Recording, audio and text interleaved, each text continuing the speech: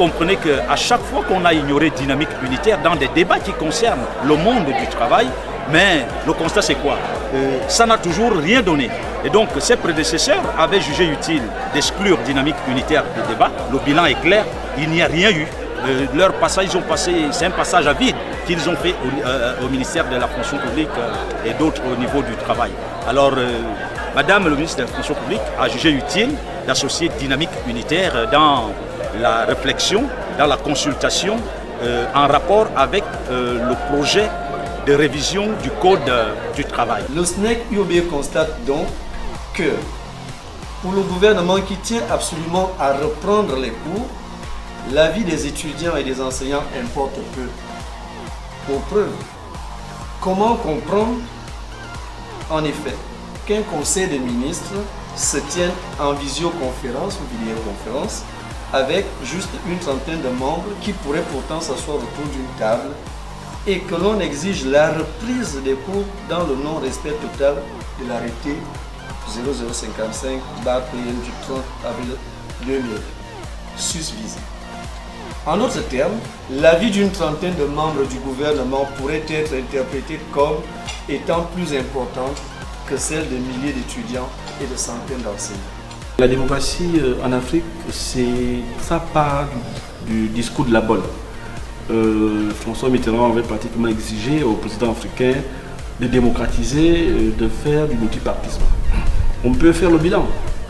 Je pense que si dans les pays d'Afrique australe et certains pays qui ont été colonisés par la Grande Bretagne, nous avons assisté à une évolution positive de la démocratie. C'est le cas par exemple du Ghana, où nous avons aujourd'hui des alternances suffisamment huilées au pouvoir.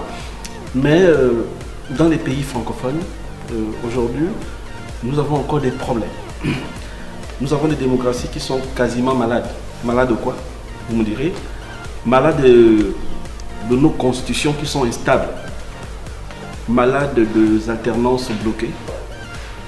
Malades aussi de nos élections qui aboutissent le plus souvent à des très fortes contestations et à des violences.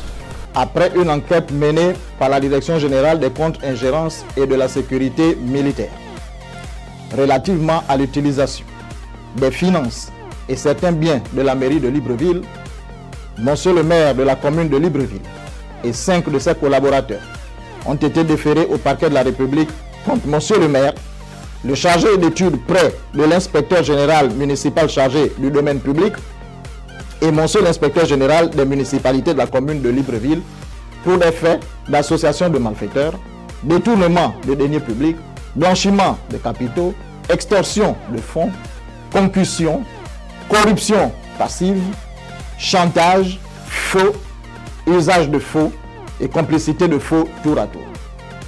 Puis, les intéressés, après leur inculpation par le juge d'instruction, ont été placés sous mandat de dépôt, à l'exception de monsieur le chargé d'études qui, bien qu'étant inculpé, a été laissé en liberté provisoire.